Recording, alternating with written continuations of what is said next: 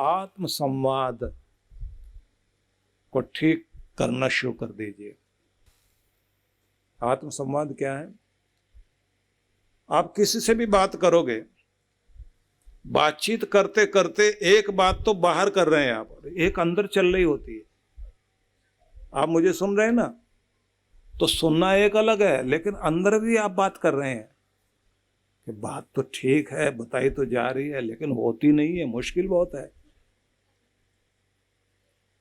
किसी से भी आप बात करेंगे तो बात एक तो बाहर करते हैं, बाहर बोलते जा रहे हैं, और अंदर अंदर भी कुछ आप सोच रहे हैं, बोल रहे हैं, विचार कर रहे हैं। अंदर जो आपका बोलता है उसे बोलते हैं आत्म संवाद।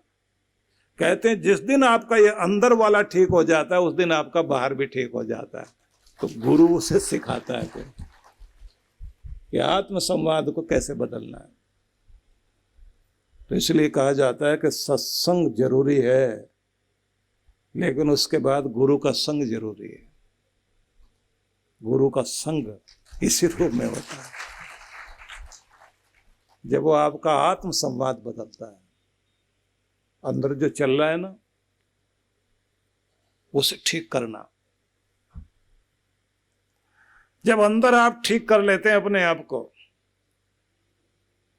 तो बाहर ठीक होना शुरू हो जाता है। तो उसे कहते हैं अंदर की चिंता को चिंतन में कैसे बदलना है, प्रमाद को कर्मठता में कैसे बदलना है, लापरवाही और आलस्य को कर्म योग में कैसे डालना है। क्योंकि बड़ा आसान है आलस्य करना।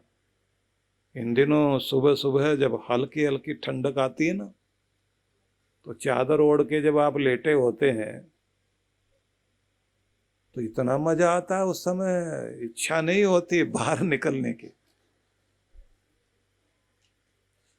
शाम को बहुत सोचा था कल सवेरे उठकर पार्क में जाएंगे, सैर करेंगे, रनिंग करेंगे, फिर कहीं खुले में बैठकर प्राणायाम भी करेंगे। लेकिन जैसे ही वो आपको आलस्य आता है ना, तब आप क्या कहते हैं, आज नहीं कल देख लेते हैं, आज तो थोड़ा मजा ले लें, अच्छी नींद आ रही है। अब वैसे भी रात में देर हो गई थी। तो जब आप कर्मयोगी बनेंगे, कर्मयोगी कर्मवीर बहादुर इंसान, तब आप क्या सोचते हैं, हर दिए की लौ को डगमगाने के लिए, टिमटिमाती हुई लौ को बुझाने के लिए हवा चारों तरफ रहती है। चिमनी लगानी पड़ती है, कांच लगाना पड़ता है उसे सुरक्षित रखने के लिए। मेरे अंदर भी संकल्प की लौ जगी है, आसपास का आकर्षण चारों तरफ से मेरी लौ को बुझाने के लिए तैयार है।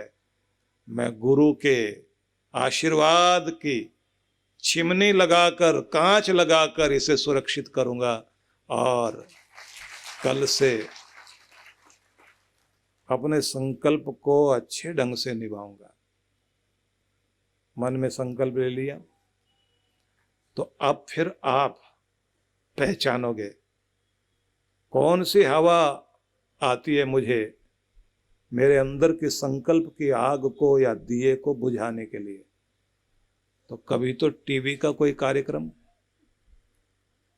मोबाइल फोन लेके बैठ गए, रात में सोने से पहले 1 घंटे तक उसी को ऐसे पूजा कर रहे हैं, ऐसे तो भगवान की भी नहीं करते। वो एक महिला शादी के टाइम में घूंघट निकाल कर ऐसे नीचे मुंह करके बैठी हुई, और सब आकर के उस होने वाली बहू को, जिसके अभी शादी होने लग रही थी, फेरों पर बैठी हुई थी। बड़ी बड़ी बूढ़ी महिलाएं आए और उसकी सास को, होने वाली सास को बधाई दें, बड़ी संस्कारी बहू है तेरी, बड़ी संस्कारी बहू। और बाद में देखा कि वो व्हाट्सएप देख रही है, घूंघट निकाल रखा, लगी हुई है, पंडित मंत्र पढ़ता रहे, हम तो ये देखें। तो न जाने कौन कौन सा लालच आएगा आपका समय खाने के लिए। समय क्या? आपकी उम्र। समय क्या? आपकी जिंदगी। यही है हवा, जिस दिए को बुझाती है। अगर आप में हिम्मत है तो कोशिश करो हवा को पहचानने की, जो दिए को बुझाती है। मजा लीजिए, टीवी को बंद नहीं करना, देखो थोड़ी देर, लेकिन मतलब का वो प्रोग्राम जो आपको ताकत दे।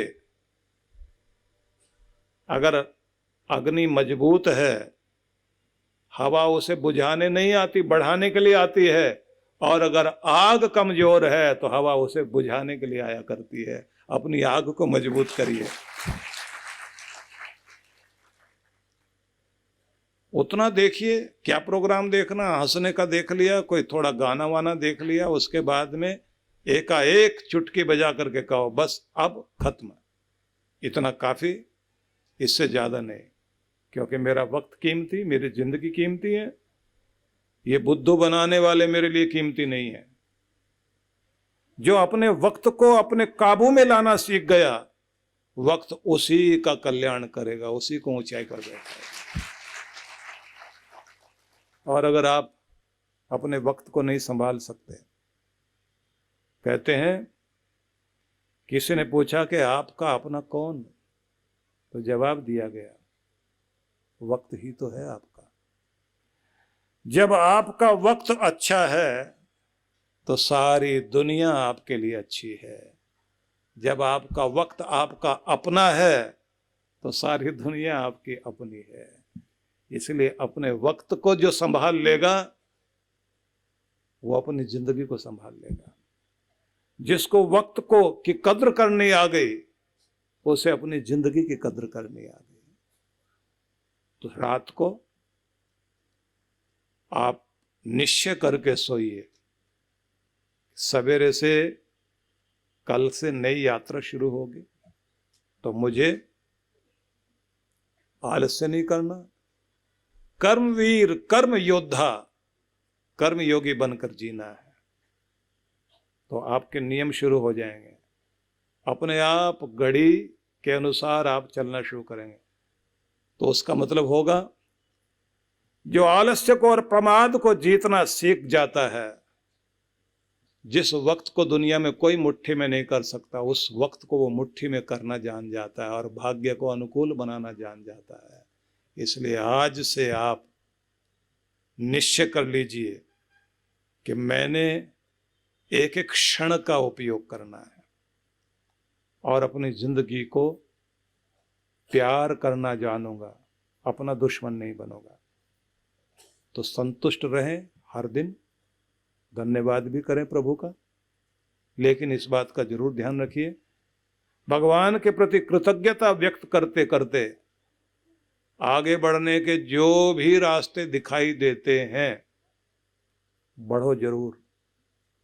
याद रखिए, आपको दीनहीन, दुखी, गरीब होकर जैसे तैसे जिंदगी नहीं काटनी। जिस परमात्मा ने बड़े बड़े उद्योगपतियों को, धनियों को बनाया है, उसी ने आपको भी बनाया है। जितना वो उनका पिता परमात्मा है, उतना ही आपका भी है। जितना हक उनका है, उतना ही हक आपका भी है। ये जमीन, ये हवा, ये सूरज, ये चांद सितारे, जितने उनके हैं उतने ही आपके भी हैं। भगवान जितना उन्हें प्यार करता है, उतना ही आपको भी करता है। जितना हक उनका होगा, उतना ही हक आपका भी है। इसलिए अपने आप को कभी भी आगे बढ़ने से रोकिए नहीं। आगे बढ़ने का ख्वाब देखिए, सपने देखिए, और आगे बढ़ने के लिए मन में संकल्प कीजिए, आशीर्वाद मांगिए। निश्चित ही आपका भाग्य बदलेगा, आपकी जिंदगी बदलेगी। लेकिन कीमत चुकाने के लिए जरूर तैयारी करो। कीमत तो चुकानी पड़ेगी, बिना कुछ दिए कुछ पाया नहीं जा सकता। तो आलस्य करते करते हिले डुले नहीं, काम कुछ करे नहीं और भगवान से कहें बस आप ही सब कुछ कर दीजिए, लॉटरी लगवा दीजिए, ऐसा नहीं होता। तो कल से कर्मठ हो जाएं, आगे बढ़ने का रास्ता नहीं छोड़े अपना। लेकिन जो भी रोज आपको प्राप्त होता है, जो प्रसाद भगवान दे, उसको प्राप्त करके धन्यवाद करना सीखिए, संतुष्ट रहना सीखिए, तृप्त रहना सीखिए। कृष्ण आगे फिर कहते हैं, मेरा प्यारा कौन? संतुष्ट सततम योगी, निरंतर जो संतुष्ट है। थोड़ी देर के लिए तो तृप्त हर कोई हो जाएगा, लेकिन सदैव तृप्ति, सदैव संतुष्टि, सदैव आनंद, सदैव मस्ती, सदा अंदर आनंद में भरे रहना, ये जरूरी है। इसकी प्रैक्टिस करनी होती है। आप थोड़ी देर के लिए जब भी मौका मिले, आंखें बंद करके भगवान की कृपाओं को याद करके अपने चेहरे पर मुस्कान लाकर, हृदय को आनंद से भरते हुए और माथे पर शीतलता लाकर थोड़ी देर तक इतने आनंद में भर जाओ कि मैं प्रभु का नाम जपने चला हूं, और जैसा अपना अंदर बना लूंगा वही भगवान मुझे देना शुरू करेगा। इस बात को समझना। भगवान के सामने बोलेंगे आप, और भगवान कहेंगे ऐसे हाथ करके, तथास्तु। जैसा चेहरा बनाओगे वो तथास्तु बोल देंगे, रोनी सूरत बनाओगे तो तथास्तु कह देंगे। ऐसा ही हो जाए तो रोती हुई शक्ल नहीं, आनंद से भरे हुए, प्रेम से भरे हुए भगवान के सामने जाओ, शांति को भरो, आनंद को भरो, प्रसन्नता को भरो, और कहो कि जब भी मैं तेरे गोद में आकर बैठता हूं, जैसे कोई बच्चा अपने माँ के पास जाकर शांत हो जाता है, जैसे अपने पिता की गोद में जाकर बच्चा आनंदित हो जाता है, जैसे कोई अपने पिता के कंधे पर बैठकर गर्वित अनुभव करता है, प्रभु मैं भी आपकी गोद में बैठकर ऐसा ही अनुभव करता हूं कि मैं आनंदित हो गया हूं, गर्वित हो गया हूं, मैं अपने ऊपर गर्व करता हूं। मेरा गौरव है कि मेरे प्रभु का साथ हर पल मेरे साथ है। तो ऐसे आनंदित होकर थोड़ी देर बैठो, चार्ज होना शुरू हो जाओगे। जब आप चार्ज होने शुरू होते हैं तो उसी आनंद को कोशिश करो कितनी देर टिकेगा, ये मूड नहीं बदलने दो अपना। जैसे मंदिर से उठकर आते हो वही मूड बनाए रखो।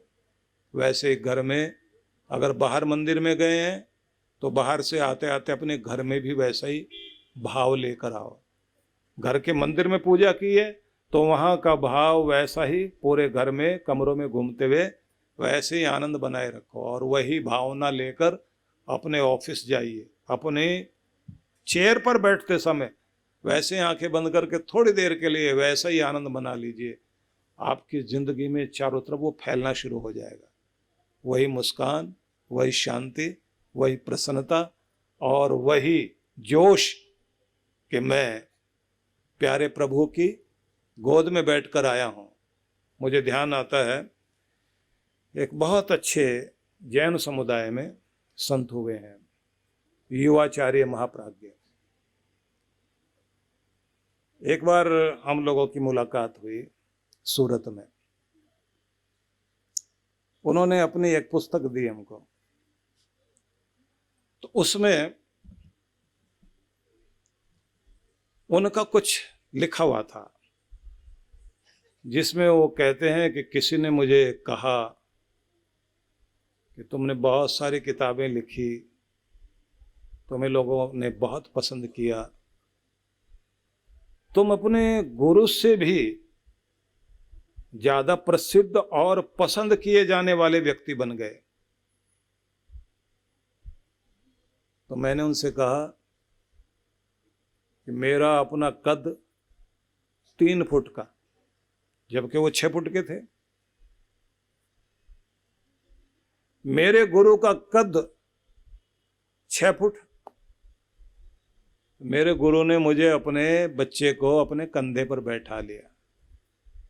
अब मैं दुनिया को 9 फुट का दिखाई देता हूं, तो ये मैं अपने कारण नहीं। अगर मैं ऊंचा दिखाई दे रहा हूं तो मेरे गुरु ने मुझे उठा रखा है, उनकी कृपा के कारण ही ऊंचा दिखाई दे रहा है। ये होता है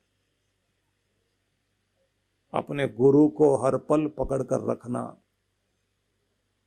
उनकी कृपा को हर समय महसूस करना।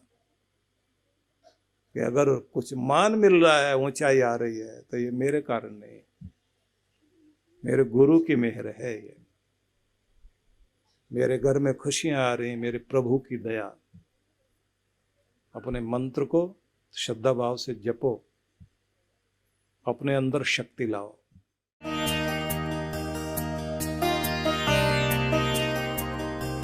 प्रत्येक वर्ष मार्गशीर्ष माह की शुक्ल पक्ष की एकादशी को गीता जयंती मनाई जाती है। मान्यता है कि इस दिन भगवान श्री कृष्ण के मुख से गीता के उपदेश निकले थे, इसलिए इस दिन गीता जयंती महोत्सव हमारे देश में बड़े ही हर्षोल्लास से मनाया जाता है। प्रत्येक वर्ष की तरह इस वर्ष भी परम पूज्य सद्गुरुदेव श्री सुधांशु जी महाराज एवं डॉक्टर अर्चिका दीदी जी के सानिध्य में विश्व जागृति मिशन 22 दिसंबर 2023 को दिल्ली स्थित ओंकारेश्वर मंदिर में गीता जयंती समारोह आयोजित करने जा रहा है, जिसके लिए आप सभी मित्रगण सादर आमंत्रित हैं। इस भव्य समारोह का प्रसारण आप फेसबुक, यूट्यूब के माध्यम से भी देख सकते हैं और आप यहां पर आकर भी इस कार्यक्रम में सम्मिलित हो सकते हैं। अधिक जानकारी के लिए संपर्क करें।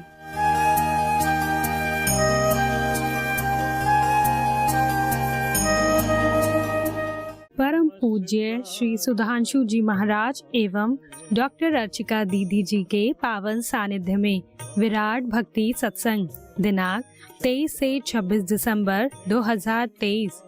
कार्यक्रम की रूपरेखा 23 से 26 दिसंबर सायं 5 से 7 बजे, 24 से 26 दिसंबर प्रातः 9 से 11 बजे।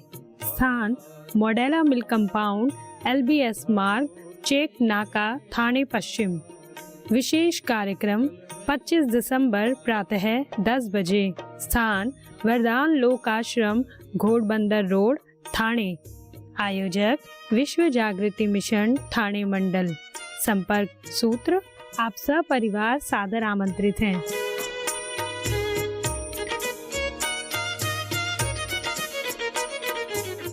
सद्गुरु श्री सुधांशु जी महाराज द्वारा मानव सेवा को समर्पित संस्था विश्व जागृति मिशन वर्ष 1991 से धर्म, समाज एवं मानवता की सेवा में संलग्न है। यह संस्था 90 मंडलों, सेवा केंद्रों के माध्यम से न केवल भारत अपितु देश के बाहर अनेक देशों में सेवा के कार्य कर रही है। संस्था की स्थापना से लेकर अब तक विगत 30 वर्षों में जहां लोगों को सन्मार्ग पर प्रेरित करने के उद्देश्य से गुरुवर ने 7000 से अधिक प्रवचन दिए हैं, वहीं देश के राज्य की राजधानियों व प्रमुख नगरों में लगभग 40 आश्रम, 25 मंदिर, सत्संग भवन व ध्यान साधना केंद्रों का निर्माण हुआ है।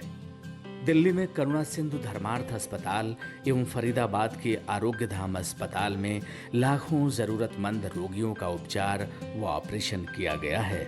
अनाथ गरीब बच्चों के लिए सूरत में अनाथाश्रम, दिल्ली एवं कानपुर में गुरुकुल, फरीदाबाद में ज्ञानदीप विद्यालय, मुरादाबाद में सृजन प्राइमरी स्कूल, झारखंड के रुक्का खूंटी गांव में आदिवासी बच्चों के लिए 2 पब्लिक स्कूल समेत दिल्ली में उपदेशक महाविद्यालय भी बनाया गया है। इन शैक्षणिक संस्थाओं में लगभग 2500 बच्चों को शिक्षित व संस्कारित किया जाता है। दिल्ली के आनंदधाम आश्रम में जहां वृद्धाश्रम एवं वानप्रस्थ संचालित हैं, वहीं आश्रम की कामधेनु गौशाला में 125 गौओं की सेवा की जाती है। कामधेनु गौशाला की तरह ही देश के प्रमुख नगरों में 7 अन्य गौशालाएं भी संचालित हैं। साथ ही पूजा पाठ, यज्ञ अनुष्ठान से लोगों में धार्मिक भावना जागृत की जाती है। मानव सेवा को ईश्वर भक्ति मानते हुए सेवा परमो धर्म के भाव से विश्व जागृति मिशन के सेवा कार्य निरंतर जारी हैं। आइए मिशन के सेवा पथ पर बढ़ते कदमों में कदम से कदम मिलाकर चलें और मानवता की सेवा में दान सहयोग कर पुण्य के भागीदार बने।